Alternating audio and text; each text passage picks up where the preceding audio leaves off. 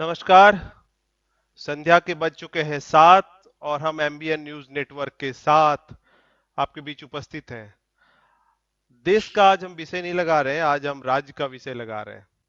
इसलिए जरूरी है क्योंकि बहुत सारे प्रदेशों में अगर हम बात करें, भारत के बहुत सारे स्टेट्स में बैकवर्ड क्लास की मुख्यमंत्री है, बैकवर्ड क्लास की पार्टियां अगर हम एक तरह से कहें जो क्षेत्रीय स्तर पर है, वो शासन प्रशासन में है। क्या वो कर सकते हैं और क्या कर रहे हैं, इस बात की हम आज जानकारी हासिल करेंगे। और कितने अधिकार किसको मिले हैं, इस पर भी हम चर्चा और परिचर्चा करेंगे।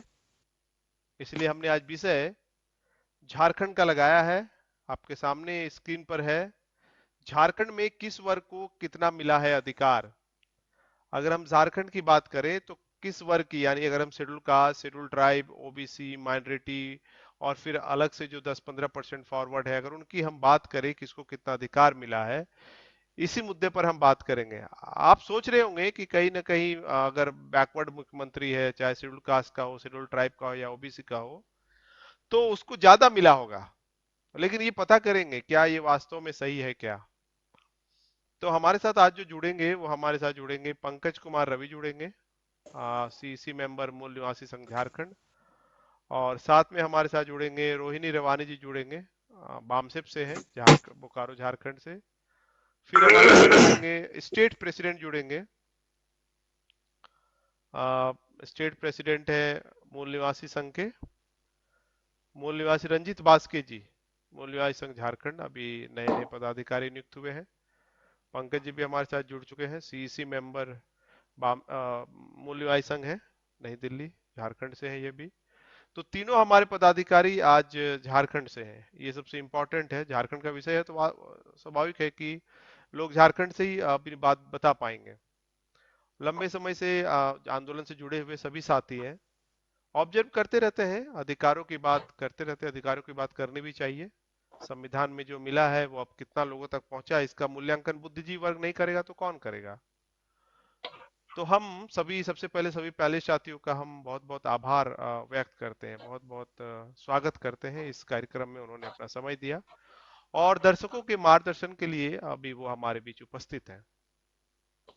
तो हम सबसे पहले चलते हैं और शुरू करते हैं, पंकज कुमार रवि जी से शुरू करते हैं, क्योंकि वो केंद्र में भी है, ऐसे तो पूरे देश की वो स्थिति को देख रहे हैं। लेकिन हम आज उनसे जानना चाहेंगे कि चूंकि वो झारखंड से हैं और झारखंड के स्टेट प्रेसिडेंट भी रहे हैं, हमेशा लंबे समय से वो रहे हैं। तो आप बताइए सर कि आप ऐसे वकालत भी हैं, आपकी एडवोकेट भी है, तो कानूनी रूप से आप जानते भी हैं राइट्स क्या होता है, संविधान क्या होता है, बहुत सारी बातें आपके आपके पास है, आपके जानकारी में है। बहुत महत्वपूर्ण सवाल है सर कि schedule caste, schedule tribe, OBC, इनको कितना अधिकार झारखंड में अब तक मिला है। अगर हम 2000 में अगर झारखंड अलग होता है और 15 साल तक अगर हम बात करें, अब 20 साल आज हो गया लगभग, क्या स्थिति, क्या क्या आपको कैसे देखते हैं इसको जी पंकज जी। जी, माइक को अनम्यूट कर लेंगे। हम्म।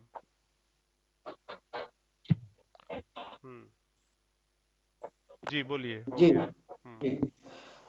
सर्वप्रथम तमाम जनता जो इस लाइव चैनल को आप देख रहे हैं, आप सभी को हार्दिक स्वागत और अभिनंदन। और आपने मुझे आमंत्रित किया, इसके लिए भी आपका बहुत बहुत धन्यवाद। जी। ये सवाल ऐसा है सर कि झारखंड के अधिकार जो मिले हैं हम्म। वो कितना मिला, उसका क्या है। सर्वप्रथम अगर हम बात करें अधिकार की, हम्म। तो भारत में झारखंड में 90% जो जनसंख्या है वो अनुसूचित जाति, जनजाति, पिछड़े वर्ग और अल्प धार्मिक रूप से अल्पसंख्यक लोगों की है। अर्थात कुल मिला के कहें तो हम्म। मूल निवासी बहुजन समाज की ही 90% जनसंख्या हम्म। झारखंड में है। हम्म। और चूंकि लेकिन सबसे ज्यादा जनसंख्या आदिवासी की है, शेड्यूल ट्राइब की है। और इसी बेसिस पे ऊपर ही झारखंड अलग हुआ था कि आदिवासी बहुल क्षेत्र है और उसकी जो विकास दर है वह बिल्कुल नगण्य है। तो अगर उसको अलग राज्य का दर्जा दिया जाए, अलग राज्य दिया जाए, तो उसकी विकास हम्म। पॉसिबल है, हम्म। संभव है, आगे आ सकते हैं। और दूसरी दूसरी तरफ कि केंद्र सरकार में उस समय जो कांग्रेस थी वो भी आदिवासियों के ऊपर नक्सलवादी या उग्रवादी के नाम पर उनका इतना ज्यादा शोषण कर रही थी। तो यह पर एक तरह से प्रचारित किया गया था कि जो आदिवासी हैं वो उग्रवादी होते हैं और या फिर नक्सली होते हैं। तो एक तो ये भी था कि उनको नक्सली ये है उनको भी मुख्य धारा में कैसे लाया जाए। तो इस तरह से एक इन सब आधार के ऊपर इन सब व्यवस्थाओं इन सभी सोच के तहत झारखंड को अलग राज्य का बनाया गया। लेकिन जब अलग राज्य बनाया गया और उस समय से लेकर आज तक अगर हम देखें तो भारत के संविधान में आर्टिकल 15 के तहत जो रिजर्वेशन जिसको रिप्रेजेंटेशन जो मिला है वो आज भी पूरी तरह से लागू नहीं हुआ है। अगर हम देखें कि उसकी जनसंख्या एक तो जनसंख्या के अनुपात में जो लागू होना चाहिए या मिलना चाहिए वो जनसंख्या के अनुपात में भी नहीं मिला है। अब देखेंगे कि अगर हम देखें कि सर्वप्रथम कि अगर शेड्यूल ट्राइब की संख्या ज्यादा है तो उसकी जनसंख्या इस राज्य में 36% है, 36%। लेकिन उसको जो रिजर्वेशन मिला है वो 26% मिला है जी। अगर एक तरफ जो शेड्यूल कास्ट है उसकी जनसंख्या यहाँ 17% के आसपास है जिसको रिजर्वेशन है 10%। नहीं, अभी पहले भी आप शेड्यूल कास्ट ही बोले पंकज जी, शेड्यूल ट्राइब 36% ना। शेड्यूल ट्राइब की जो जनसंख्या है वो 36% है इस राज्य में, लेकिन उसको जो रिजर्वेशन मिला वो 26% है मिला है, उसमें भी 10% उसको माइनस कर दिया। शेड्यूल कास्ट की जो जनसंख्या है वो अप्रोक्स 17% है, लेकिन उसको भी यहाँ मिल रहा है मात्र 10%। उसी तरह से ओबीसी का जनसंख्या जिसमें धर्म परिवर्तन अल्पसंख्यक को भी उसमें ऐड कर दिया गया है, तो उसको अगर देखेंगे तो उसकी जनसंख्या यहाँ अप्रोक्स 50% के आसपास है, लेकिन उसको यहाँ मात्र 14% रिजर्वेशन है। तो आप देखेंगे कि कुल मिला के 15% कुल मिलाकर जो रिजर्वेशन है वो 50% इधर दिया गया है, 10% अभी फिर ये जो इकोनॉमिकल वीकर सेक्शन को जो 10% लागू किया गया था केंद्र सरकार के द्वारा उसको भी यहाँ लागू कर दिया गया है। ये तो लागू कर दिया गया। अभी आपको मैं बताऊं कि जो 2018 में 2018 में जो ईवीएस लागू हुआ ईडब्ल्यूएस इकोनॉमिकल वीकर सेक्शन के लिए जो रिजर्वेशन 10% लागू हुआ उसमें से वो लगभग पूरा हो गया। वो लगभग 8-9% के आसपास लोग पहुंच गए हैं, उसमें लगा दिया, वो 2 साल में पूरा हो गया। अच्छा। लेकिन झारखंड के अलग हुए 20 साल हो गए, 20 साल में एसटी एससी ओबीसी का रिजर्वेशन आज तक पूरा नहीं हो पाया है। अगर हम शेड्यूल ट्राइब की बात करें तो शेड्यूल ट्राइब की जो जनसंख्या आदि जो रिजर्वेशन है वो 26% है, लेकिन आज मात्र वो 7 या 8% के बीच में अटका हुआ है। हमको लगता है कि अगर हम सारे चीजों को अगर बढ़िया से अध्ययन करें, चूंकि डाटा हमारे पास फुल फ्लेजर में मैंने आरटीआई डाला है लेकिन वो नहीं आया है, जिसके कारण से मैंने वो आपके सामने पूरा डाटा नहीं रख पाऊंगा अभी। लेकिन ये जो है कि आपका 8% से भी कम है, जिसकी रिजर्वेशन 26% दिया गया है वह अभी 8% है मात्र 20 सालों में। और जो जिसका रिजर्वेशन 2 साल पहले लागू हुआ उसका 2 साल में उसका पूरा रिजर्वेशन 10% कोटा पूरा। अगर शेड्यूल ट्राइब की बात, शेड्यूल कास्ट की बात करें तो शेड्यूल कास्ट की जनसंख्या 10% रिजर्वेशन है तो मात्र अभी 4% में ही अटका हुआ है। ओबीसी का जनसंख्या रिजर्वेशन 14% है तो उसको मात्र अभी 4 से 5% ही फुलफिल हुआ है। तो कुल मिला के आप देखेंगे कि हमारे एक तो 50% ही हम एसटी एससी ओबीसी को दिया गया है, 50% जनरल क्लास के लिए अनऑथराइज रूप से रिजर्वेशन दिया। तो रिजर्वेशन हमारे लिए नहीं है, रिजर्वेशन उसके लिए जिसने अनऑथराइज रूप से 50% रखे हुए हैं, उसके लिए उसकी जनसंख्या मात्र 15% है, लेकिन वो 50% यानी कि 15% वो रखा है, इसका मतलब वो रिजर्वेशन नहीं है। लेकिन अगर 15% के अलावे 35% जो एक्स्ट्रा हमारा कोटा अगर उसके पास है दैट मीन्स रिजर्वेशन। तो ये इस तरह से अभी तक जो फुलफिल हुआ है, आज तक भारत झारखंड में जो भी सरकारें रही है वह जी। सिर्फ और सिर्फ आदिवासी सरकार ही रही है, आदिवासी मुख्यमंत्री रही है। सिर्फ बीजेपी का कार्यकाल को अगर हम छोड़ दें रघुवर दास को, तो वो हम्म। पूरा का पूरा कार्यकाल जो है वो आदिवासी का रहा है। लेकिन आज तक हमारी कोई भी समस्या नहीं समाधान नहीं हुआ है। जी पंकज जी। दूसरी तरफ मैंने एक अपनी बातों में एक कभी मैंने बताया था कि ये आदिवासी को जो कांग्रेस की सरकार थी उस समय, आज भी जो बीजेपी की सरकार है वह भी जो है वो एक तरह से आदिवासी को उग्रवादी या नक्सलवादी के नाम से प्रचारित करती है कि जो भी हम्म। शेड्यूल ट्राइब की एरिया है, हम्म। झारखंड, उड़ीसा, छत्तीसगढ़, इन एरिया में ग्रीन हंट के नाम से, सड़वा जुड़ूम के नाम से अनेकों कार्यक्रम चला करके आदिवासियों को खत्म किया जा रहा है। हम्म। लेकिन उसको इस तरीके से लाया जा रहा था कि भाई आपको अगर हम मुख्य धारा में लाए तो लाने के लिए झारखंड को अलग किया गया था, हम्म। और उसके लिए आपको छत्तीसगढ़ को भी अलग किया गया, उसके लिए प्रोविजन भी किया गया। लेकिन जो सरकारें हैं वो इस पर कोई ध्यान नहीं दे रही है, बल्कि उसकी स्थिति आज भी बद से बदतर हो गई है। आज भी मुख्य धारा से लोग निकल नहीं पाए हैं। उसकी शिक्षा की जो स्थिति है आज भी दयनीय है, उसकी उसकी जो इकोनॉमिकल व्यवस्था वो आज भी दयनीय है। और जब उसको किसी भी तरह का ना रिजर्वेशन का लाभ मिला के वो प्रशासनिक तंत्र तक पहुंचे हैं, और ना ही उनको किसी तरह का आर्थिक सहयोग मिला है, ना ही एजुकेशन उसके जगह पे पहुंच पाया है, ना ही जो भी सरकारी सुविधाएं, जो योजनाएं जो सरकार जी की होती पंकज है जी। वह योजनाएं भी उसके तक नहीं पहुंच पाई है। तो अंत में लोग जीने खाने के लिए क्या करते हैं, तो कोई मजदूरी करते हैं, कुछ लोग छोटे मोटे पैसे देकर कुछ काम गलत करवा लेते हैं, तो हम्म। लोग उसको उग्रवादी के नाम पर उसी को मरवा दे रहे जी हैं। तो इस बिल्कुल। तरह से कुल मिला के हमारी जो सभ्यता और संस्कृति है, जो हमारी सिंधु घाटी सभ्यता और संस्कृति जो सिर्फ और सिर्फ अभी शेड्यूल ट्राइब के द्वारा संरक्षित है, उसको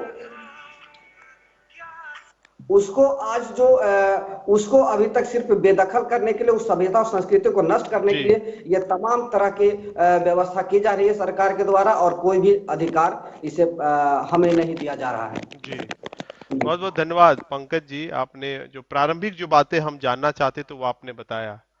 क्योंकि मैं भी बहुत दिनों से झारखंड के गतिविधि में हूँ, झारखंड का हूँ तो आंदोलन से जुड़ा हुआ हूँ। लेकिन जो बेसिक बातें हैं वो आपने बताया डाटा के साथ। लेकिन हम आशा करेंगे कि आप जो आरटीआई सरकार से मांगे हैं वो जैसे मिल जाए तो वो जरूर बताएं, ताकि हम उस आधार पर फिर एक परिचर्चा और चर्चा लगाएं। क्योंकि जिनको लगता है कि हमारा मुख्यमंत्री है, आंख बंद करके वो कहते हैं कि हमारा मुख्यमंत्री है और आंख बंद करके समर्थन करते हैं, उनको राइट्स के बारे में भी वास्तविक रूप से डाटा के साथ हमको जानकारी देना बहुत जरूरी है। जी आपका बहुत बहुत धन्यवाद। अभी हम आते हैं रंजीत जी के पास। रंजीत बास्के जी मूल निवासी संघ के प्रेसिडेंट हैं, स्टेट प्रेसिडेंट हैं। आपसे रिक्वेस्ट है कि आप अपना माइक को पहले अनम्यूट कर लीजिए और फिर हम आपसे वार्तालाप शुरू करेंगे। आपसे भी मेरा यही सवाल है, स्पेशली आपसे ये सवाल इसलिए है क्योंकि आप मूल निवासी आदिवासी हैं और आप देखते हैं कि झारखंड में जो है आदिवासी मुख्यमंत्री है जी। वो बैक कैमरा था सर, व्हाइट का जो आइकन होगा, अभी हमने आपको बताया जो व्हाइट आइकन आएगा, हाँ जी। और आपका कैमरा ऑफ हो गया, उसको ऑन कीजिए। बैक कैमरा चल रहा है राइट साइड में ऊपर में जो चलता है।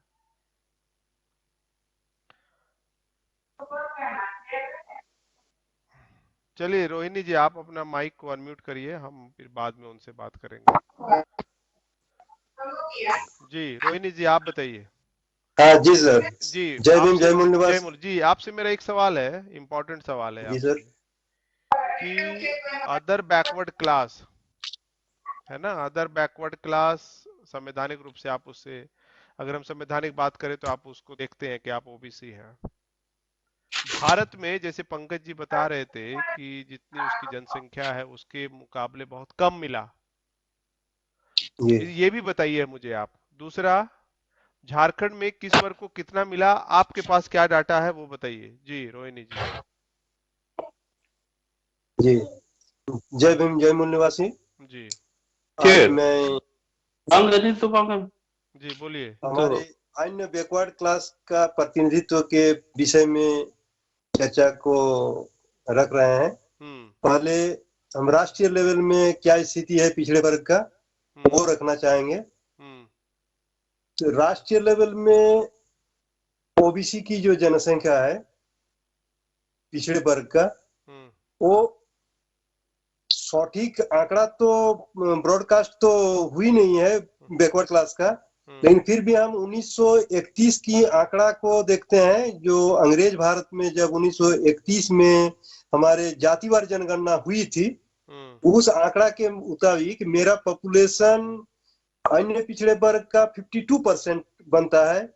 और 1952 में जो मंडल कमीशन का आंदोलन के बाद पिछड़ा वर्ग को आरक्षण जो 27% सुप्रीम कोर्ट क्रीमी लेयर के लागू करने के साथ 27% आरक्षण जो लागू किया है, तो उसमें एक तो मेरा 52% पॉपुलेशन है, और क्रीमी लेयर बता के हमको 27% आरक्षण क्रीमी लेयर बता के, यानी हमारे उसके मुताबिक मेरे 27% क्रीमी लेयर में चला गया, जबकि वैसा कुछ है भी नहीं। यानी गवर्नमेंट जो है हमारा, वो हमारा हिस्सेदारी अधिकार, प्रतिनिधित्व का अधिकार वो देना नहीं चाहते हैं। जैसे कि 27% जी दी गई है मंडल आयोग के मुताबिक 1952 में, तो उसमें मेरा ही जो है, जी झारखंड अगर के वही आंकड़ा को ले लेते हैं 52%, तो मेरा 25% वो क्रीमी लेयर के आधार पे रखते हैं। उसका मतलब ये आता है कि हमारे वर्ग, बैकवर्ड क्लास के वर्ग के लोग जो पढ़े लिखे हैं, थोड़ा सक्षम व्यक्ति है, वही तो अधिकार हिस्सेदारी में भाग लेंगे, तो उसको वो हिस्सा देना नहीं चाहेंगे, और जो हिस्सेदारी लेने के लायक ही नहीं है उसको हिस्सेदारी देंगे। जैसे एग्जाम्पल के तौर में हम लेते हैं कि बुजुर्ग व्यक्ति को चना चबाने के लिए देंगे, और जो चना चबा सकते हैं, जो जुआ वर्ग को वो चना देंगे नहीं, चना चबाने देंगे नहीं, और कहा जाएगा कि आप लोग चना खाने लायक ही नहीं है। जो चना चबा सकते हैं उसको चना देंगे नहीं, और जो चना चबा नहीं सकते हैं उनको चना दिखाएंगे कि आपको चना दे रहे हैं। जी झारखंड के परिदृश्य में आप बात रखिए, झारखंड की बात करिए, झारखंड की। झारखंड की परिदृश्य में हाल ही में 10 सितंबर 2020 में हमारे पिछड़ा वर्ग आयोग की एक अनुशंसा झारखंड सरकार को आरक्षण बढ़ाने के विषय में एक मुद्दा उस आंकड़ा दिए थे, जिसके मुताबिक हमारे पिछड़ा वर्ग का पॉपुलेशन 55% दर्शाया गया है। वो पॉपुलेशन भी जातिवार जनगणना एनजीओ के माध्यम से 2011 में की गई थी, जिसको ब्रॉडकास्ट किया नहीं गया, ताकि लोग, कहाँ की बात कर रहे हैं आप रोहिणी जी? झारखंड की बात कर रहे हैं सर। 55%? 55%। अच्छा। तो ये 10 सितंबर 2020 का दैनिक भास्कर में इसको प्रकाशित भी किया था पिछड़ा वर्ग आयोग, कि वो आरक्षण को बढ़ा के 50% करने का वो प्रस्ताव सरकार को दिए थे। ये हेमंत गवर्नमेंट की सरकार की बात कर रहे हैं। तो वो जब उसको कैबिनेट में लाने के लिए जो प्रस्ताव जो भेजा, वो कैबिनेट में लाने के लिए जब बात हुई, तो जब कैबिनेट का दिन पिछड़ा वर्ग आयोग तय किया, तो हेमंत सोरेन भी उसमें शामिल नहीं हुए, हमारे आलमगीर आलम भी उसमें शामिल नहीं हुए, यानी कैबिनेट की बैठक उस दिन रद्द कर दी गई। अच्छा। जबकि उसका चुनावी स्टैंड भी था कि हम पिछड़े वर्ग का आरक्षण को बढ़ाएंगे, पिछड़े वर्ग का प्रतिनिधित्व को उसके जनसंख्या के मुताबिक हम बढ़ाएंगे। तो पिछड़ा वर्ग का आयोग को उसका स्टेटस मांगा गया, तो पिछड़ा वर्ग आयोग स्टेटस दिया, तो वो आंकड़ा 2001 में एक एनजीओ के माध्यम से, सेंसस में नहीं, एनजीओ के माध्यम से आंकड़ा जातिवार जनगणना की गई थी, जिसको सरकार बहुत अंतर को ध्यान में देखते हुए उसको पब्लिश होने नहीं दिया। तो सरकार के पास तो वो आंकड़ा थी, तो उसमें उस आंकड़े में पिछड़ा वर्ग आयोग, पिछड़ा वर्ग के हमारे पॉपुलेशन 55% है, और झारखंड सरकार हमें आज 20 वर्ष हो गया झारखंड का निर्माण में, तो हमें 14% आरक्षण दी जाती है। जबकि वहीं वो पिछड़े वर्ग का आयोग के मुताबिक ही यहाँ स्वर्णों का पॉपुलेशन 7.7 है, 7.7% उसका पॉपुलेशन है, और उसके ईबीएस को आरक्षण दी जा रही है ईबीएस आरक्षण में 10% प्रतिनिधित्व, जबकि 7.7% उसका पॉपुलेशन है और 10% उसको आरक्षण माने इकोनॉमिकल बैकवर्ड के आधार पर दिया जा रहा है। तो कुल मिला के देखते हैं कि हमारे पॉपुलेशन 55% है और हमको आरक्षण 14% दी जा रही है। यानी जो भी जनरल में 40% सीट जो बहाली होती है वो संपूर्ण रूप से बैकवर्ड क्लास की ही प्रतिनिधित्व का सीटें हैं जो हमें नहीं दी जा रही है। और जैसे कुछ है जो अनुसूचित जनजाति का, उसी आंकड़े में 26.3% पॉपुलेशन जनजाति का दर्शाया गया है और उसको आरक्षण 26% लागू है, तो उसको भी 3.3% कम है। और अनुसूचित जाति जैसे कि उनका पॉपुलेशन 11% है और उसको आरक्षण 10% दिया जा रहा है, उसको भी 1% कम है। चलिए 1% 2% तो हम मान लेंगे, कोई मसला नहीं है। और 7.7% जब उसका पॉपुलेशन है और उसको इकोनॉमिकल बैकवर्ड क्लास को एक अलग से क्लास गठन करके उसको 10% आरक्षण दी जा रही है, जो टोटल पॉपुलेशन से भी 2.3% उसका ज्यादा है। और जो 41% ओबीसी वर्ग का जो घट रहा है वो सारा का सारा फुटबॉल का मैदान बना दिया है, उसमें सब भागीदारी ले रहा है। कुल मिला के पिछड़ा वर्ग का संपूर्ण रूप से जो 40% आरक्षण अभी जो जनरल सीट बचा हुआ है वो उसका हिस्सेदारी बनता है। लेकिन हमारे पिछड़े वर्ग कब जगेंगे वो बाद में, हम बाद में बात करेंगे। रोहिणी जी हम उस पर बाद में बात करेंगे। लेकिन वास्तव में पंकज जी कुछ और डाटा दे रहे हैं, आप कुछ और डाटा दे रहे हैं। हम पंकज जी से फिर इस मामले में ये ऑथेंटिक डाटा हम दे रहे हैं सर। 10 सितंबर 2020 का दैनिक भास्कर में दिया है, पिछड़ा वर्ग आयोग का अनुशंसा का रिपोर्ट हम बता रहे हैं सर। ये हो सकता है सरकारी रिपोर्ट है। ठीक है रोहिणी जी, वो बात मामला सही है, आंकड़ा एक तो मिलना चाहिए। दूसरा ये बात है कि दैनिक भास्कर हमको बता रहा है, हम ये भी चाहते हैं कि झारखंड जो है आदिवासी बाहुल एरिया है, ये हम मानते हैं। जबकि आधा हम बता रहे हैं कि जो आधा जो 55% है ये ओबीसी है, ये ठीक है, इसको आपत्ति नहीं है, लेकिन वास्तविक आंकड़ा हमारे पास आना चाहिए। पंकज जी से हम इस मामले में और बात करेंगे। अभी हम चलते हैं, हमारे साथ रंजीत जी जुड़े हुए हैं। रंजीत जी आप हमें बताइए, आपसे बड़ा महत्वपूर्ण सवाल हम करना चाहते हैं।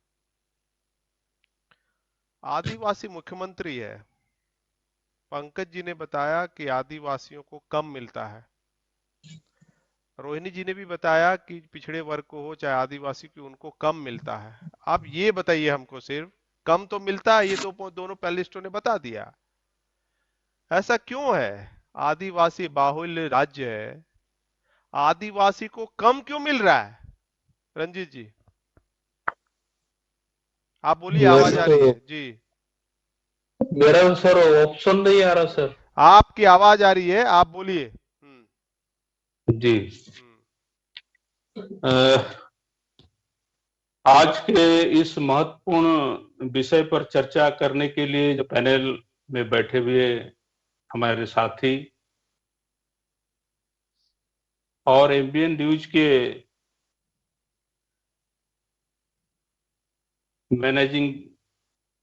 मैनेजमेंट को मेरे तरफ से बहुत बहुत जय भीम, जय मूल निवासी, और दर्शक बंधुओं को भी जय भीम, जय मूल निवासी। आज का विषय जो संवैधानिक अधिकार के बात हम लोग कर रहे हैं, उस संवैधानिक अधिकार के अंतर्गत जो राष्ट्रीय स्तर पर हमें बाबा साहब भीमराव अंबेडकर संविधान के आधार पर जो रिजर्वेशन आरक्षण दी है, वो प्रदेश स्तर पर लागू नहीं है। प्रदेश स्तर अपना जो यहाँ के जनसंख्या पॉपुलेशन को देख करके ही यहाँ के आरक्षण को निर्धारित करती है।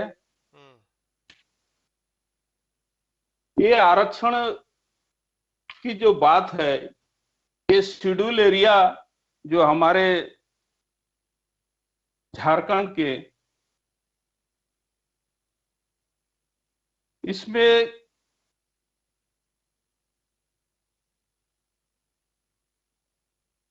36% करीब अनुसूचित जाति को दिया जा रहा है। जी। अनुसूचित जनजाति को 10% दिया जा रहा है। नहीं, ठीक करिए आप ठीक करिए आंकड़ा। जी, 20% दिया जा रहा है, जो जिसमें अभी हमारे 36% आप अनुसूचित जाति बोल रहे हैं। पंकज जी, अपने माइक को आप अनम्यूट करिए। जी, आपका आंकड़ा बास्केट सर का आंकड़ा थोड़ा सा वो है, वो ऊपर नीचे हो जा रहा है। अनुसूचित जाति का जो जनसंख्या है 17% का अप्रोक्स। देखिए मैं लेकिन जो रिजर्वेशन है वो 10% है, और वो भी जो शेड्यूल ट्राइब की जो जनसंख्या है वो 36% है, लेकिन उसको रिजर्वेशन 26% है। जी जी, अनुसूचित जी बोलिए। जी, वही हम कहना वही चाह रहे थे। हम समझ रहे हैं ना, भावना आपकी हम समझ रहे हैं, इसलिए हम टोक दिए। हाँ जी, तो और हमारे ओबीसी भाई को, उनको 14% है सर। अभी तो इसके हिसाब से जो हमें मिलना चाहिए था, वो हमें ओबीसी को मिल रहा है 5% करीब, और एसटी को मिलता है 8% करीब, और एससी को 4% करीब मिलता है। जब से हमारा झारखंड अलग हुआ है, या इसके पहले कहिए, झारखंड अलग नहीं होने के पहले भी जो सरकार रही है, वो सरकार का हमारे इस झारखंड राज्य पर, झारखंड प्रदेश पर उतना ध्यान कभी दिए नहीं। और झारखंड अलग होने के बाद तो जैसे कहते हैं कि पैर का फांसी को गला में ले आया, इस तरह का अभी व्यवहार किया जा रहा है। जो संवैधानिक आधार पर जो आरक्षण मिलना चाहिए सांसद को और एमएलए को, उनको तो ठीक है, उनको मिल रहा है, लेकिन जो हमारे यहाँ जनसंख्या लोगों को मिलना चाहिए वो तो नहीं मिल पा रहा है। हमारा विशेष मांग तो यही है। नहीं, हम तो यही पूछ रहे हैं ना। नहीं रंजीत सर, मैं आपसे यही पूछ रहा हूँ। ये बात जो आपने बताया, डाटा जो बताया, पंकज जी बता चुके हैं। हम ये पूछ रहे हैं कि मिलता क्यों नहीं है। ये जितने भी सर सांसद हो या विधायक हो, वो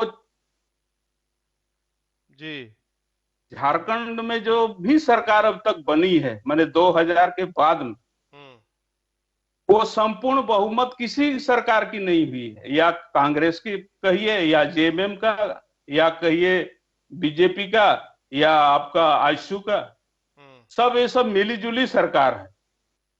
और मिली जुली सरकार रहने के चलते जो केंद्र से जो निर्धारित होकर के आती है, उसी को ही ये लोग मान लेते हैं। जो हम यहां से विधायक या सांसद को चुन के भेजते हैं ताकि वो हमारे यहाँ के जो फंडामेंटल राइट्स को हमको मिलना चाहिए उसके लिए भेजते हैं, वो हमको नहीं दिला पाते हैं। कारण वो कहिए तो बिक जाते हैं वहां, या तो फिर अपने बात को नहीं रख पाते हैं, या नहीं रखना चाहते हैं। कल या परसों दिन का पेपर में हमने देखा है, 2 हमारे हॉकी प्लेयर यहाँ झारखंड से पार्टिसिपेट कर रहे हैं, वो लिखते हैं कि नक्सली क्षेत्र से गए हुए। अब बताइए, हमारा झारखंड को अलग इसीलिए किया गया क्या है? नक्सली क्षेत्र के लिए? हम लोग यहाँ किस तरह से जी रहे, खा रहे, यहाँ वन संपदा हमारा सब है। इसके बावजूद भी हमारे लोग यहाँ के जो कांग्रेस के विधायक हो, या बीजेपी के विधायक हो, या जेएमएम के विधायक हो, उनको जिताते हैं इसी सोच करके कि वो जाएंगे संसद में, विधानसभा में जाकर हमारे बातों को रखेंगे। लेकिन वो लोग रखते कहाँ हैं? आज झारखंड जिस तरह से अलग हुआ है 2000 के बाद या 2000 में, इस तरह यूपी भी अलग हुआ है, इस तरह छत्तीसगढ़ भी अलग हुआ है। लेकिन उन सब राज्यों में कैसे विकास का नदी बह रही है।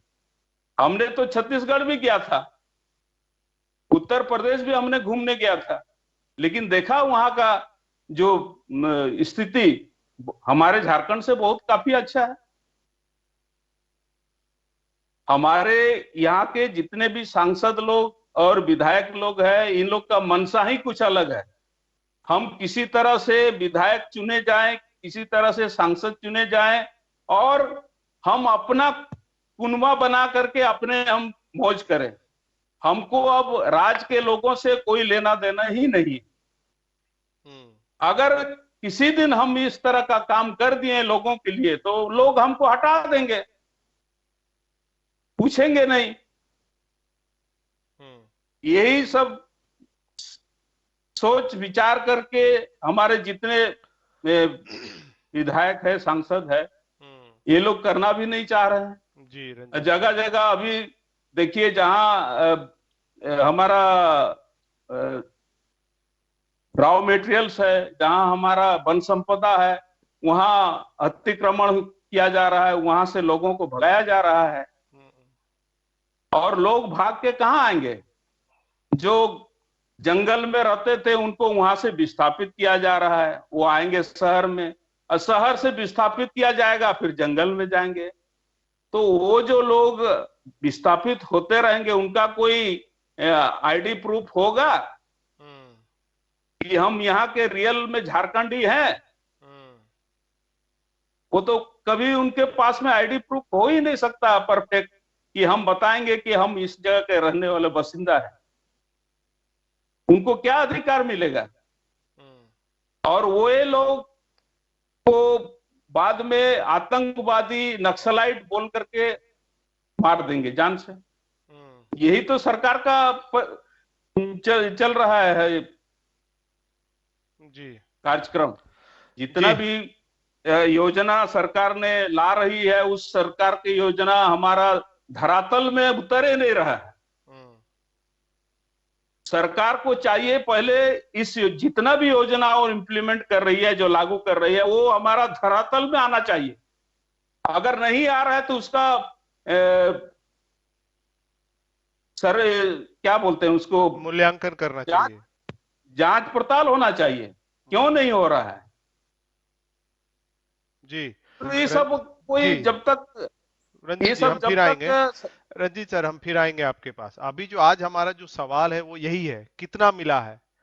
बाद में हम इस पर लगातार अभी टॉपिक लगाने वाले हैं, झारखंड को लेकर हम बहुत चर्चा करने वाले हैं कि अभी जैसे रोहिणी जी बता रहे कि हम जो है 55% है, तो 55% है तो सरकार किन की होनी चाहिए, सत्ता किन की होनी चाहिए, क्यों नहीं मिल रहा है एक बड़ा वर्ग को। हम केंद्र की बात छोड़ देते हैं, लेकिन जो राज्य छोटे स्तर पे लोग आंदोलन चला रहे हैं, मैंने देखा है ओबीसी दूसरे मुद्दे पर आंदोलन चला रहा है। तो हम पंकज जी के पास आएंगे। पंकज जी आप पहले तो ये बताइए कि जो डाटा दे रहे थे रोहिणी जी, एक तो दैनिक भास्कर का डाटा बता रहे थे, ये भास्कर तो ये किनका है हमको ही पता है, आपको ही पता है, और क्या बता रहे हैं, हो सकता है हमें लड़ाने के दृष्टिकोण से वो ये बात डाटा ला रहे हो। ये बताइए कि अभी हम ये जानना चाह रहे हैं कि किसको कितना मिला है। हम समाधान बाद के टॉपिक में लगाएंगे। एक चीज और हम आप बताइए कि क्यों नहीं मिलता।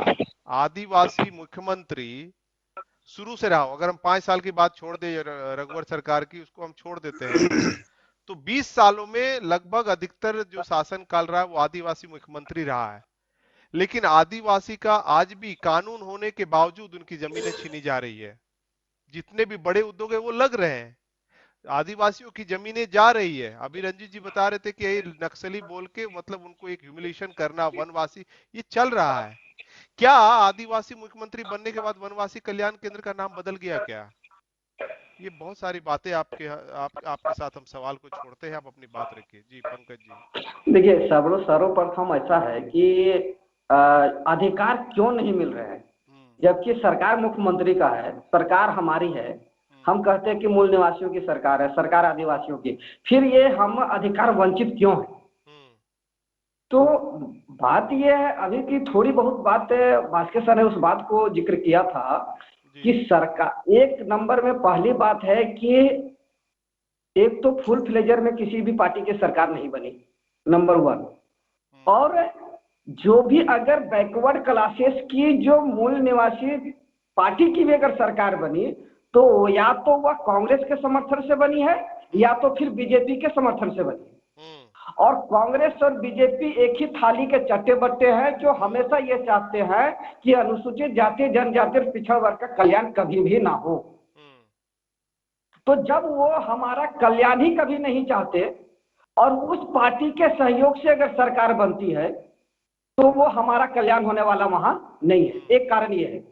दूसरा कारण ये है कि जो भी लीडर हमारे चुने जाते हैं, जो भी सांसद और विधायक यहाँ से चुने जा रहे हैं, वह सिर्फ और सिर्फ गुंडे तबके के लोग आ रहे हैं। पढ़ा लिखा समझदार व्यक्ति, आंदोलन को लेकर चलने वाला व्यक्ति, सामाजिक सोच वाला व्यक्ति कभी भी राजनीति में नहीं आया है। और वो जब आप और जो बिचौलिए टाइप के जो लोग हैं वही आज सत्ता में जा रहे हैं। तो जब वो सामाजिक सोच वाले व्यक्ति, जो सामाजिक जागृति लाने वाले व्यक्ति, सामाजिक आंदोलन लड़ने वाले व्यक्ति को अगर आप सत्ता में नहीं भेजेंगे तो फिर आपका कल्याण होने वाला नहीं है। एक चीज और तीसरी जो बात है कि जो भी सांसद विधायक अगर थोड़े बहुत हमारे कुछ गिने चुने जो लोग हैं वो कुछ सामाजिक क्षेत्र से, सामाजिक पृष्ठभूमि से चुनकर आए हैं, वो आंदोलन कर रहे हैं और वो करना भी चाहते हैं। लेकिन दुर्भाग्य यहाँ ये है कि उनका जो पीए है, ये मतलब पर्सनल असिस्टेंट, जो उसका व्यक्तिगत असिस्टेंट होता है, वो सारे के सारे फॉरवर्ड क्लास है, सारे के सारे आर्य विदेशी है। तो उसको वहां से टीचिंग होता है। अभी अगर हम कहें मुख्यमंत्री हमारे हैं तो मुख्यमंत्री का जो सलाहकार है, मुख्यमंत्री का जो व्यक्तिगत सलाहकार है वो कोई कास्ट है, लाला है, पप्पू कुमार या कुछ नाम है उसका। तो जब आदमी हमारा, नाम हमारा, लेकिन उसके दिमाग हमारा नहीं है, उसका दिमाग ब्राह्मणों का चल रहा है। और वो ब्राह्मण ये कहता है कि ये जो एसटी एससी ओबीसी है, ये शूद्र है, ये जंगली है, इसको किसी भी तरह का अधिकार नहीं देना है, क्योंकि वो उस मानसिकता के लोग हैं जो मानते हैं। तो हमारा अधिकार भाई संविधान में कहता है कि ये जो अगर हम अब देखें, मैं एक बात का जिक्र और करना चाहूंगा कि हम झारखंड में रहते हैं और झारखंड में सीएनटी एक्ट है जो 1908 में बना, और सीएनटी एक्ट पूरे झारखंड, कुछ उड़ीसा का कुछ भाग भी सीएनटी एक्ट के अंतर्गत आता है। लेकिन जब झारखंड में सीएनटी एक्ट लागू हुआ तो फिर उसके बाद जब भारत अलग हुआ और भारत जब बिहार और झारखंड जब ज्वाइंट था और यहाँ पर झारखंड पार्टी की जब सरकार, झारखंड पार्टी के द्वारा जब 32 विधायक चुनकर गए थे, जिसको लीडिंग कर रहे थे जयपाल सिंह मुंडा, और जयपाल सिंह मुंडा ने जो आंदोलन किया था, जो सामाजिक पृष्ठभूमि जो बिरसा मुंडा के द्वारा तैयार किया हुआ था, जो सामाजिक स्ट्रक्चर था उस समय, क्योंकि एसटी एससी ओबीसी सभी मिलकर काम करते थे, और इसीलिए उस समय 32 विधायक जो थे वो झारखंड पार्टी से चुनकर गए थे, और उस झारखंड पार्टी से चुनकर गए थे, और उसके लिए उन्होंने उसको बजाते ये हटाया भी। और उस समय ऐसा हुआ कि उसको तोड़ने के लिए, आदिवासियों को आपस में तोड़ने के लिए भी सीएनटी एक्ट को तोड़ा गया, और सीएनटी एक्ट को तोड़ने के लिए एसपीटी एक्ट लाया गया। अरे जब सीएनटी एक्ट पूरे झारखंड में लागू है तो फिर 1949 में एसपीटी एक्ट लाने की क्या जरूरत है? तो आप एक आदिवासी जो संथाल की ओर रहते हैं और एक आदिवासी जो छोटा नागपुर की तरफ रहते हैं, आप वो दोनों को बांट दिए। एक जो आधे से अधिक आदिवासी है वो सीएनटी एक्ट से गाइड हो रहे हैं, एक आदिवासी हो वो एसपीटी एक्ट से गाइड हो रहे हैं, और एसपीटी एक्ट आया 1949 में। तो इस तरह से बहुत सारी बातें हैं जिससे ये तोड़ा जा रहा है। और जो सबसे बड़ी बात है, अभी जो मामला आया कि सीएनटी एक्ट में यह है कि जो आदिवासी या जो भी व्यक्ति जिस जमीन पर अगर वो 20 साल से लगातार कब्जा में है तो उस जमीन पर उसका मालिकाना हक उसका है। और जब मालिकाना हक उसका है और उसके मालिकाना हक का कागज, पेपर, डॉक्यूमेंट अगर उसके पास नहीं है कि भाई ये जमीन, ये पेन मेरा है, इस पेन को मैंने खरीदा है, इसका बिल है मेरे पास, लेकिन अगर ये जमीन हमारा है तो उस जमीन का पट्टा हमारे पास नहीं है, तो फिर हम कैसे मालिक हुए उस जमीन का? और इसलिए सीएनटी एक्ट में स्पष्ट रूप से है कि सरकार को उसकी पट्टा उसको देने का काम करना चाहिए। अगर ये जो पट्टा अगर उसको दिया जाता तो यह सरकार तो क्या, सुप्रीम कोर्ट तो क्या, कोई माइकल लाल उसको उस जमीन से बेदखल नहीं कर सकता। और उसी जमीन से एक तो सरकार उसको पट्टा नहीं दे रही है, ऊपर से कॉर्पोरेट घरानों को जमीन बेच रही है, और जमीन जब वहां बेच रही है, वो जमीन पर जब अपने कॉर्पोरेट घराने काम करने जाते हैं, उद्योग लगाने जा रहे हैं, तो वहां से पहले से रह रहे मूल निवासी आदिवासियों का सामना होता है। और जब वह अपने जमीन की रक्षा करना, क्योंकि यही जमीन, एक तो उसके पास रोजगार नहीं है, क्योंकि सरकार जो 26% रिजर्वेशन है यहाँ पर, लेकिन सरकार ने किसी भी व्यक्ति को वो रिजर्वेशन आज तक फुलफिल नहीं हुआ। अगर वो भी 26% भी फुलफिल हो जाता तो आज हर एक घर में एक नौकरी होता, कोई भी आदमी नक्सलवादी नहीं बनता, कोई भी आदमी परेशान नहीं होता, कोई भी आदमी लुटेरा डकैत नहीं बनता। तो आप तो एक तो उससे बेरोजगार बना दिए, उसका रोजगार उसे छीन लिए, और दूसरी तरफ जिस जमीन को जोड़ तोड़ के वो जीवन जी रहा है, उस जमीन को भी आप छीन रहे हैं। और उस जमीन की जब वो अपने बचाव के लिए जमीन की रक्षा करने के लिए आगे आता है, तो आप उसे नक्सली करके मार दे रहे हैं।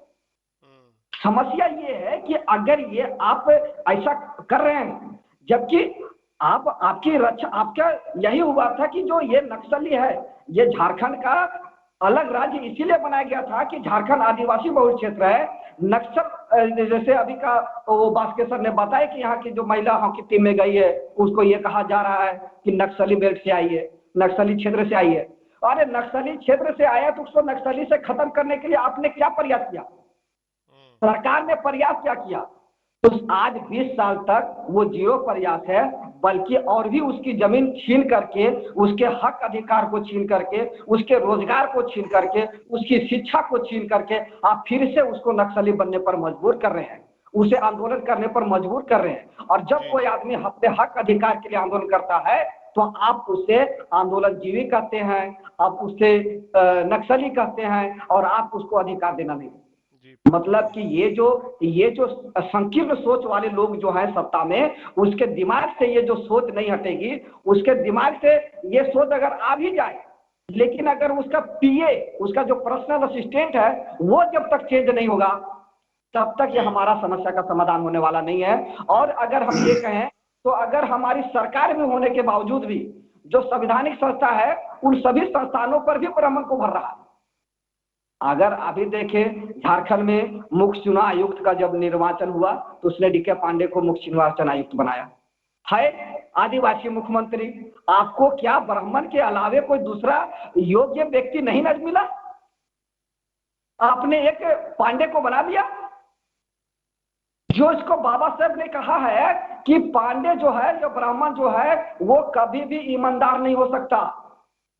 वो अपने समाज के लिए ईमानदार है, वो ब्राह्मण कम्युनिटी के लिए ईमानदार है, ब्राह्मणवादी विचारधारा के लिए ईमानदार है, आरएसएस की मनुस्मृति को लागू करने के लिए ईमानदार है, लेकिन अनुसूचित जाति, जनजाति और पिछड़े वर्ग के हक अधिकार के लिए ईमानदार नहीं हो सकता। और ऐसे आदमी को आप सुपीरियर पोस्ट में बिठा रहे हो, आप उसको एडवोकेट जनरल बना रहे हो, आप उसको लोकसभा का लोक सेवा आयोग का चेयरमैन बना रहे हो। तो आप कैसे चाहते हो सकता है कि हमारे लोग फिर से रोजगार में आए?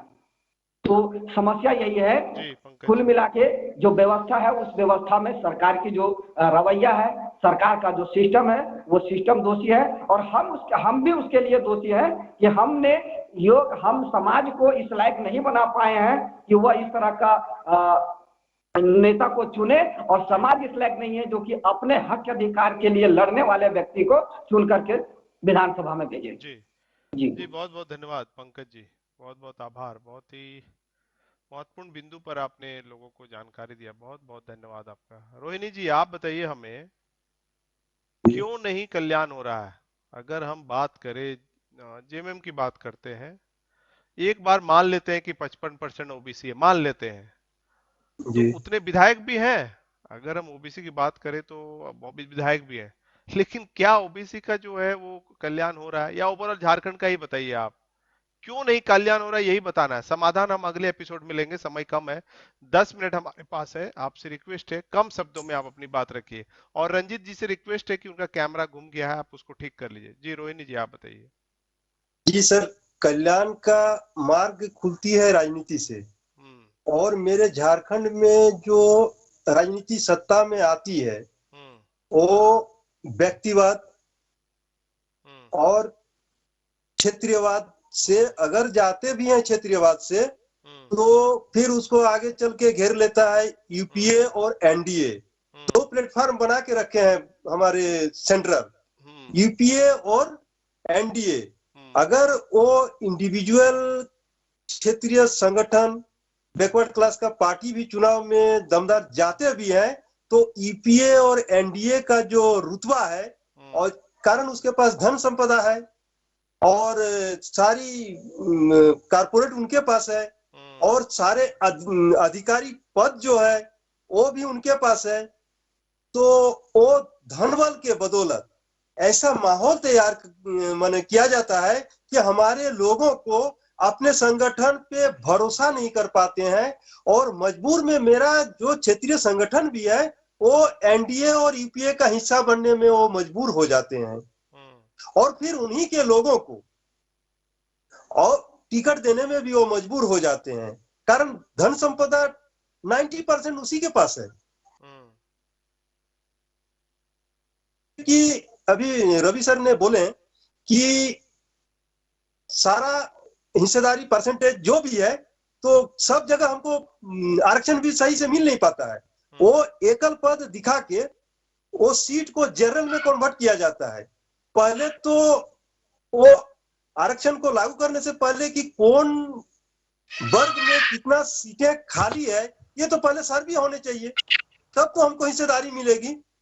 वो सर्वे तो कभी करते ही नहीं है कि कितना कौन वर्ग का खाली सीटें हैं, और वो सीट निकालते हैं एक एक अधिकारी का। जैसे हम जेपीएससी का ही वैकेंसी जो फॉर्म निकलता है उसमें हम देखते हैं, तो अलग अलग, जैसे इनकम टैक्स का अलग, तो आपका अंचल अधिकारी का अलग, तो डेवलपमेंट का अलग, हर एक विभाग का अलग अलग पद कर दिया जाता है, और वो एकल पद में लाके खड़ा कर देता है, और एकल पद में हमारा आरक्षण है ही नहीं, यानी हमारे लोग ब्यूरोक्रेसी में पहुंच भी नहीं पाते हैं, और उसमें भी अगर थोड़ा बहुत पहुंच भी जाते हैं, तो जो पहले से वर्षों पहले से जो हमारे शत्रु वर्ग के जो जो लोग हैं, वो उनको सांटिंग पोस्ट में पोस्टिंग कर देते हैं जी, जो कि मेन स्ट्रीम में उसको आने ही नहीं देते हैं। तो हमारे विषय में सोचेगा ही कौन? जैसे अभी हमारे सरकार हमारी है, हमारे बैकवर्ड क्लास के मुख्यमंत्री है, वो मात्र मुख्यमंत्री ही मेरा बैकवर्ड वर्ग से है। कारण यहाँ हम देखते हैं कि उनका जो क्षेत्रीय पार्टी का जो सुप्रीमो है वो भट्टाचार्य है, उसका जो प्रवक्ता है वो विनोद पांडे, वो फॉरवर्ड वर्ग से आते हैं, और उसका जो पर्सनल पीए भी जो अपॉइंटमेंट किए हैं वो भी मिश्रा जी को किए हुए हैं। और इसी प्रकार जैसे मुख्य पीए जो है अभी जो वो भी आपका क्या कहते हैं चौबे जी है, चुनाव आयोग भी सबका सब माने जो ब्यूरोक्रेसी में जो घेर के रखा है, तो वो वर्षों से जो चले आ रहे हैं उसको छूने का भी हमारे वर्ग हिम्मत नहीं कर पा रहे हैं, और हमारे समाज इकट्ठा नहीं है। हमारे समाज जाति और वर्ग में विभक्त है। पहले तो समाज में जो जाति के आधार पे जो चुनाव लड़के जाते हैं वो अपने वर्चस्व को बनाए रखने के लिए वो उसी के साथ में ढल जाते हैं। तो इसके लिए यही कारण है कि हमको अधिकार नहीं मिल पाती है। और जैसे ब्यूरोक्रेसी के पद है उसमें वाइवा एक एग्जाम होती है, और वाइवा में वो क्या करते हैं, खास करके बैकवर्ड क्लास का सीट तो मामूली सा है, 14% है। वो 14% आरक्षण तो जितना वैकेंसी है उसमें दिखाते हैं, पहले का सर्वे नहीं दिखाते हैं कि किस वर्ग के कितने पदाधिकारी है। और उसमें जो वाइवा में लेने वाले जो 3 सदस्यीय टीम बनती है वो तीनों का तीनों फॉरवर्ड वर्ग से रहते हैं, और हमको वाइवा में इन होने ही नहीं दी जा रही है, जिसके कारण जेपीएससी एग्जाम जब भी रिजल्ट निकलता है तो 10% का सामान्य का और ओबीसी का डिफरेंस रिजल्ट होती है, और फिर भी हमें कहा जाता है कि वो बैकवर्ड है, वो शिक्षा में बैकवर्ड है, और 10% कट ऑफ मेरा ज्यादा जाती है। क्या कारण है कि 10% कट ऑफ हमारे लिए ज्यादा जाएगा? ये बहुत बड़ी समस्या है सर। जी वो जो जी, वाइवा का जो रोहिणी जी, ब्यूरोक्रेसी जो वाइवा का जो एग्जाम बना के रखे हैं उसमें बैकवर्ड क्लास को, खास करके ओबीसी वर्गों को वो घुसने ही नहीं दिया जा रहा है। अगर आप टॉपर भी करते हैं तो वाइवा में 200 अंक की अंक रहती है, 200 का, और अगर आप कितनों अगर टॉप 1 में भी है तो उसमें 40-50 का डिफरेंस आप बना के चल रहे हैं, तो उसको जिसको उसको लेना है अपने फॉरवर्ड वर्ग को, उसको वो 180 देके भी उसी को उठा ले रहे हैं, और हमें 60 नंबर 62 नंबर देके 65 नंबर देके और हमें फेल किया जा रहा है, और हमको हर गिज ब्यूरोक्रेसी में उस पदाधिकारी के पोस्ट में हमको घुसने नहीं दिया जा रहा है। जी सर। जी बहुत बहुत धन्यवाद। ब्यूरोक्रेसी में हमारा नहीं होना एक बड़ा समस्या है। रंजीत सर, हम आपसे अंतिम बात करेंगे, समय भी हमारा हो गया। आप हमें बताइए, आप इसे बता रहे थे, रीजन बता रहे थे, अभी हम रीजन की बात करेंगे। समाधान में हम फिर आप तीनों पैनलिस्टों को हम कार्यक्रम में लाएंगे और हम समाधान आपसे हम पूछेंगे और विस्तार पूर्वक समाधान पर ही हम चर्चा करेंगे। मुझे ये बताइए कि क्यों नहीं कल्याण हो रहा है? पिछड़ों का वर्ग है, पिछड़ों का मुख्यमंत्री है, पिछड़ों का कल्याण क्यों नहीं हो रहा? जी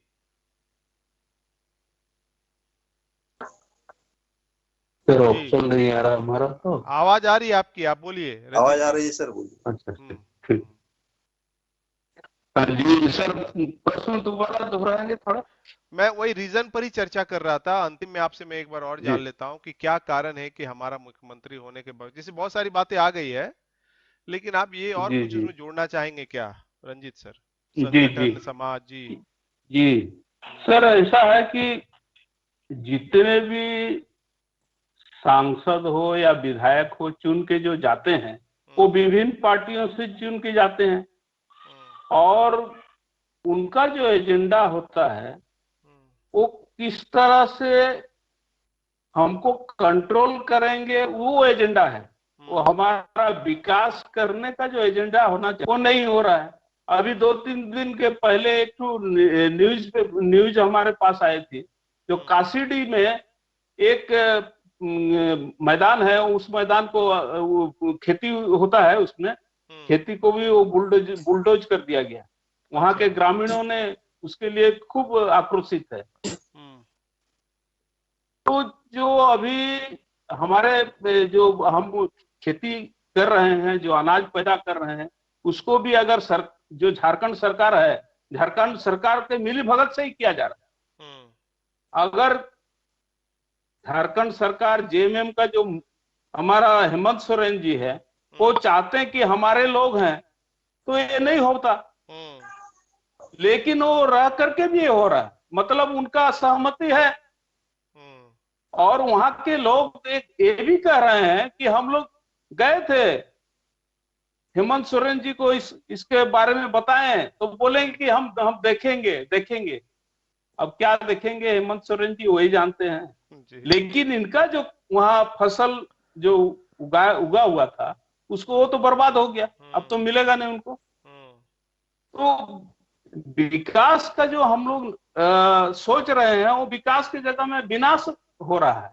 विकास के लिए हम लोगों को एक तो लिटरेट पर्सन हमको चाहिए, जो समाज के बारे में सोचता हो, देश के बारे में सोचता हो, जो योजना केंद्र सरकार के द्वारा दिया जा रहा है उसको इसमें जमीनी स्तर पर लागू किया जाना चाहिए। इससे हमारा यहाँ का बेकारी का समस्या एक है, डोमिसाइल वाला जो है मुद्दा है, डोमिसाइल मुद्दा भी हमारा गौण हो गया है। CNT एक्ट शेड्यूल 5-6 वो भी नहीं है। तो हमारा जो संवैधानिक अधिकार है सर, उसी पर हनन किया जा रहा है। उसको किस तरह से दबाया जा रहा है, किस तरह उसको बर्बाद कर दिया जा रहा है, यहाँ के लोगों को टोटल बर्बाद कर दिया जा रहा है। उनका जो अधिकार है वो अधिकार के हिसाब से मिलना चाहिए, लेकिन नहीं मिल रहा है। तो हमारे यहाँ के लोग भी ऐसे हैं जो छोटे छोटे कुनवा बना करके अपना राजनीति का रोटी सेक रहे हैं। जैसे जेएमएम हुआ, आजसू हुआ, ये लोग सोच रहे हैं कि अब बड़ा स्तर से हमको सब झारखंड के 3.5 करोड़ लोगों को फायदा दिलाना है, तो उसी स्तर से आपको संगठन भी बनाना चाहिए। आप तो छोटा छोटा कुनवा बना करके चल रहे हैं, जो हमको 5-6 ठू अगर विधायक हो जाए तो हम बिक्री कर लेंगे। ये जो मनसा है उन लोगों के मन में, ये मनसा के चलते हमारे यहाँ के लोग बहुत ज्यादा अपेक्षित, उनको जो सही में मिलना चाहिए सुविधा वो नहीं मिल रहा है जी। अब 1 रुपया किलो चावल है, एक व्यक्ति को 5 किलो चावल मिल रहा है। 5 किलो एक महीना खाएगा क्या? कैसे खाएगा बताइए? कितना खाएगा तो 5 किलो एक महीना उसका पूरेगा? तो ये सब व्यवस्था जो है हमारे झारखंड के लिए ठीक नहीं है।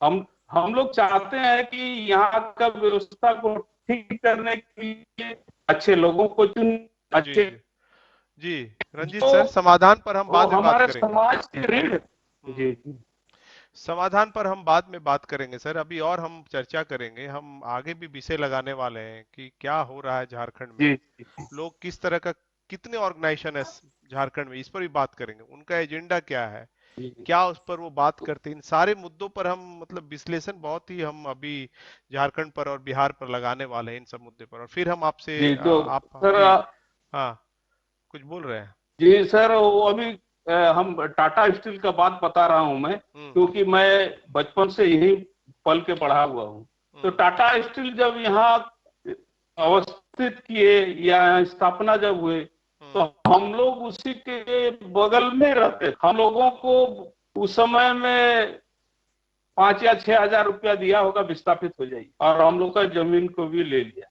और बोला एक आदमी को नौकरी देंगे। तो वो नौकरी भी कितना दिन रहेगा? जो कोई भी आदमी का सर्विस कितना दिन रहता है? 60 साल रहता है, जब तक उम्र होता है 60 साल। 60 साल के बाद उसका खत्म हो गया। अभी टाटा स्टील में एक तो हमारे मूल निवासी लोग भी कम है, और जो भी एम्प्लॉयमेंट हो रहा हो सब बाहर से आ रहा है। तो इस पर भी डोमिसाइल नीति को जो है लागू करना चाहिए। जो जी बात करेंगे हम रंजीत सर, हम बात करेंगे रंजीत सर, हम आपको रोकना चाहेंगे, आपको रोकना चाहेंगे। हम हर मुद्दे पर हम एमबीएन पे लाने वाले हैं डिस्कशन। आज हमारा जो विषय था किसको कितना मिला है, वास्तव में हम जो उभर कर आई यही बात कि नगण्य है, जिसको जितना मिलना चाहिए नगण्य है। और आश्चर्य की बात है कि जिसका मुख्यमंत्री है उसका वर्ग नगण्य में है। बड़ा आश्चर्य है। अजूबा देश है भारत, अजूबा राज्य है झारखंड, बिहार, यूपी। जिसका बहुमत ज्यादा है, जिसके वोट ज्यादा है, उसके लोग नहीं है। रोहिणी जी बताएं, ब्यूरोक्रेसी में हम नहीं है, कैसे छांटा जाता है हमारे लोगों को, इसको भी नहीं देख पाते हमारे मुख्यमंत्री। पंकज जी ने बहुत ही विस्तार पर बताया कि कैसे लोग जो है समाज टूटा हुआ है, बिखरा हुआ है, कि क्यों कम मिलता है, सीएनटी एसपीटी क्यों बनाया गया, बांटने के लिए बनाया गया, ये बताया उन्होंने। और क्या होता है, फिर भी जमीनें हमारी जा रही है, बड़े बड़े जिसके पास पैसा है वो खरीद रहे हैं। और ये स्पष्ट रूप से रंजीत जी ने बताया कि जो मसला है ऑर्गेनाइजेशन का, पार्टी का, छोटा छोटा कुनबा बना के लोग अपनी रोटियां सेक रहे हैं। हम हर बात जनता तक पहुंचाएंगे, ये जानना बहुत जरूरी है।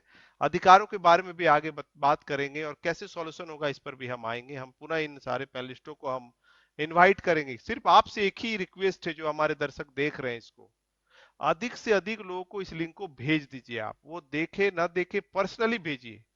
एक बार अगर वो दिन में भी निकाल कर देखते, अगर उनको उनसे इस कार्यक्रम से आत्मीयता होगी, तो वो लगातार हमारे साथ जुड़े रहेंगे। क्योंकि हम अंतिम व्यक्ति की बात कर रहे हैं, अंतिम व्यक्ति तक अधिकार की बात कर रहे हैं, क्योंकि जानकारी होने पर ही उसको हासिल कर सकते हैं। किसी महान वक्ता ने कहा है, जानकारी ही हथियार है, तभी हम लड़ेंगे। तो जानकारी का मसला है, एमबीएन न्यूज नेटवर्क जानकारी देती है। आप सब इसको हर रोज संध्या 7 बजे समय निकाल के जरूर देखिए, क्योंकि जो लोग देख रहे हैं, मुझे पता है कि आंदोलन चलाने वाले लोग देख रहे हैं। और आंदोलन में आपके साथ कब लोग आएंगे? जब आपके पास जानकारी होगा। मैं ये जानता हूं कि जो झारखंड में जो लोग मूवमेंट चला रहे हैं, उनको बहुत सारे लोगों को नहीं मालूम ओबीसी कितने हैं, कितने उसको राइट्स मिलते हैं, शेड्यूल ट्राइब कितने हैं, कितने उसको राइट्स मिलते हैं, कहाँ क्या मामला है, उनको नहीं मालूम है। तो ये डाटा परख है। अध्ययन में जो लोग नहीं है, उनको एमबीएन न्यूज नेटवर्क जरूर देखना चाहिए। हम लगातार अब इन जो ज्वलंत मुद्दे हैं, इन पर हम चर्चा करेंगे, क्योंकि 70 साल संविधान को हो गए। अगर हम इसको बचा नहीं सके तो हमारे आने वाली पीढ़ी हमें क्या सौगात देगी, आप बहुत अच्छे। तो तमाम पैनलिस्टों का, मूल निवासी पंकज कुमार रवि जी हमारे साथ जुड़े थे, मूल निवासी संघ सीईसी के हैं नई दिल्ली, और रंजीत भास्कर जी स्टेट प्रेसिडेंट मूल निवासी संघ, और बाम से बोकारो से थे और रोहिणी रवानी जी। आप सभी पैनलिस्टों का हम बहुत बहुत आभार व्यक्त करते हैं एमबीएन न्यूज नेटवर्क टीम की ओर से। फिर मिलेंगे हम कल संध्या 7 बजे, तब तक के लिए इजाजत दीजिए, चलते हैं। जय संविधान, जय भारत, थैंक यू। जय भीम, जय भीम।